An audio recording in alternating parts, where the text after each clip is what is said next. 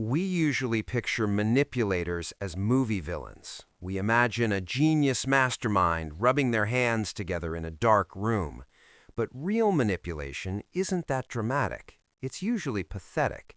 If you often feel like you have to trick, punish, or guilt-trip people to get your needs met, you aren't a mastermind. You're emotionally immature. Here is the uncomfortable truth. Manipulation is just direct communication's evil twin. It happens when you are too afraid to ask for what you want, so you engineer a situation where the other person has to give it to you. Today, we are looking for the strings. Here are 4 signs that you are the puppeteer in your own relationships. Let's see if we can hurt your feelings. First, a quick definition. Manipulation is the art of plausible deniability. It is doing something hurtful, but wrapping it in a package that makes you look innocent.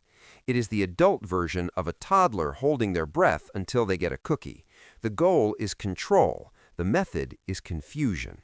If you constantly leave conversations feeling like you won, but the other person looks drained and confused, you didn't win a debate. You just confused them into submission. Here is how you're doing it. Sign number 1, the professional martyr. This is the subtle art of weaponizing your own suffering. You don't say, "I want you to stay home with me." That would be too vulnerable. Instead, you sigh loudly, you slump your shoulders, you say, "No, no, go have fun with your friends. I'll just stay here, all alone with my migraine." If you frame your desires as sacrifices, you are manipulating. You are charging people an emotional tax just for existing around you. If you want company, ask for it. Do not hold your own happiness hostage until someone pays the ransom. Sign number 2, the cold wall, also known as the silent treatment. But you probably call it protecting your peace. Let's be clear. Taking 20 minutes to cool off is healthy. Ignoring someone for 3 days because they bought the wrong milk is torture.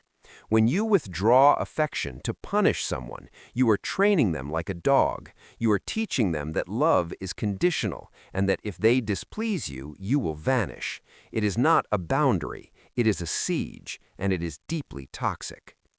Sign number 3, weaponized incompetence. This is a favorite among the lazy. This is when you pretend to be bad at a simple task so that someone else will do it for you. "I don't know how to use the washing machine, I might break it. I'm just so bad at planning dates. You're so much better at it." Stop it. You're a grown adult with a smartphone. You can learn how to fold a towel. By acting helpless, you force your partner to become your parent. It isn't cute. It's exhaustion masquerading as admiration. If you can hold down a job, you can load a dishwasher. Sign number 4, the history professor. This happens when you are losing an argument. Instead of addressing the current issue, you dig up a fossil from 2019. "Well, you forgot my birthday 4 years ago, so who's the real bad guy here?" This is deflection. You are bringing up old crimes to escape current accountability. It's a smoke bomb. You aren't trying to resolve the conflict. You are trying to win the conflict by proving that your partner is historically worse than you are. It works in the short term, but eventually people stop arguing with you, and then they stop talking to you. Okay, exhale. If you felt a spike of defensive rage during this video, pay attention to that. The antidote to manipulation is courage. It takes courage to say, "I am feeling insecure and I need reassurance," instead of making your partner feel guilty. It takes courage to say, "I don't want to do the dishes," instead of pretending you don't know how. Direct communication is scary because you might get a no. Manipulation feels safe because you think you can engineer a yes. Stop pulling strings, cut them, and just use your words. Subscribe for more ego checks.